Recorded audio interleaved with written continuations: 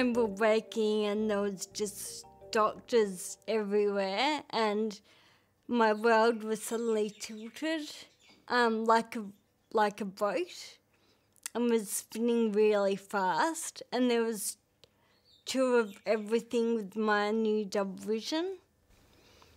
And no one could understand me, and I could not understand. I couldn't begin to fathom why people couldn't understand what I was saying, because to me it made sense.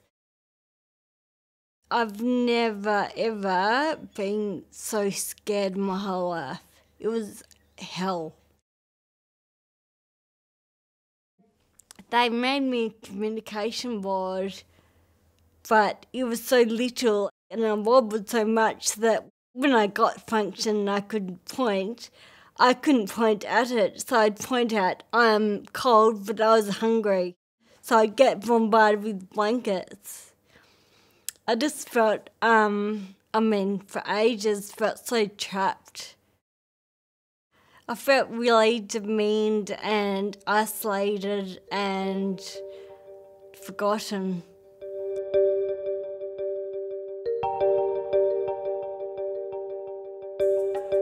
I think it was really, really hard, particularly because I was a young stroke survivor. But at the initial stages, I didn't want to be associated with stroke myself. Felt very lost because I couldn't go backwards to my old job and my old life, but there was nothing to go forward to.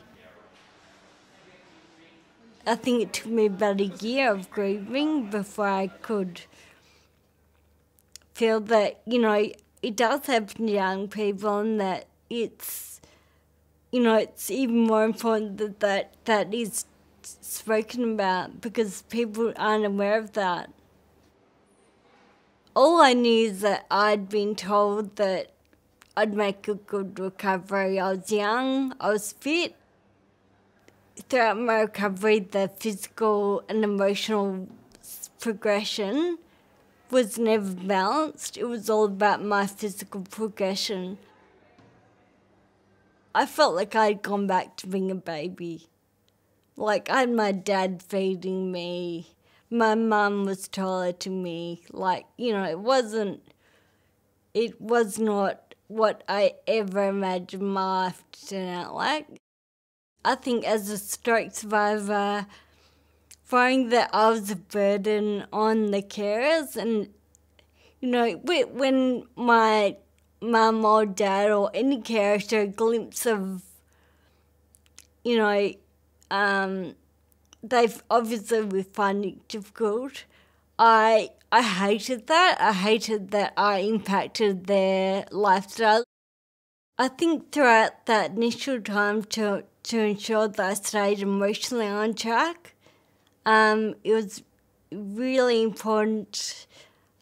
I think I found being around people, being around my friends, so I didn't feel like I missed out too much on that social. I didn't hang around with my parents too much. Probably 90% of my main group friends did not have any link with disability, had never had a person who survived a stroke before other than their grandpa. I found that it was my role to tell them how to react, and that it was okay for them to open up to me.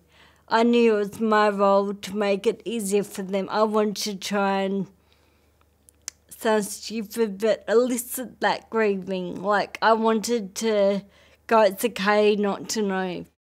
During rehabilitation, I think I had weekly psychology.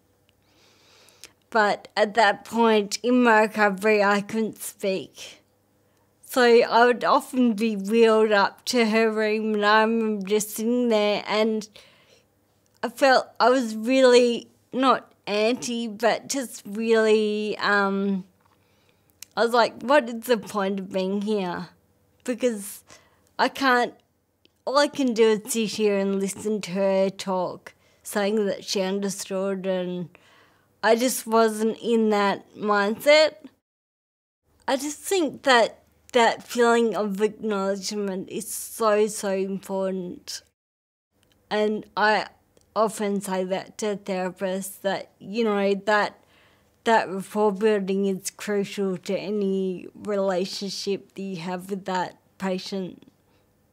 In the initial stages of my recovery, I was offered antidepressants as I thought, there were times in my rehabilitation that I was like, oh, really don't, I'm lacking energy and motivation to do this.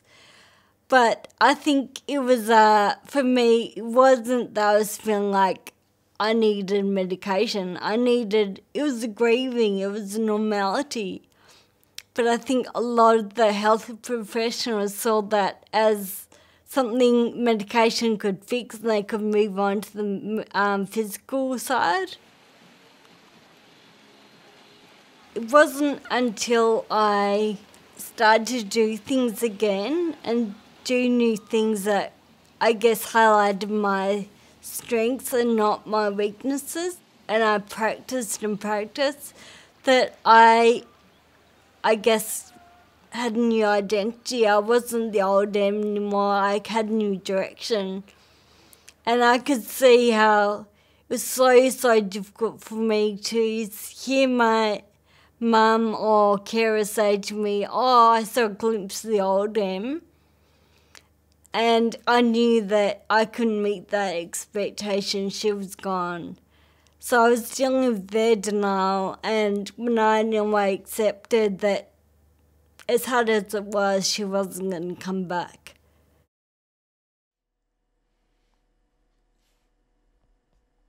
My life is full of meaning now, which once it lacked. I had nothing. I've nothing but the deficits that I'd acquired from stroking. I could easily have gone a different path. I guess I'm not looking like I used to as at the future. I don't know what will happen. I just know that right now I'm content with where things are going.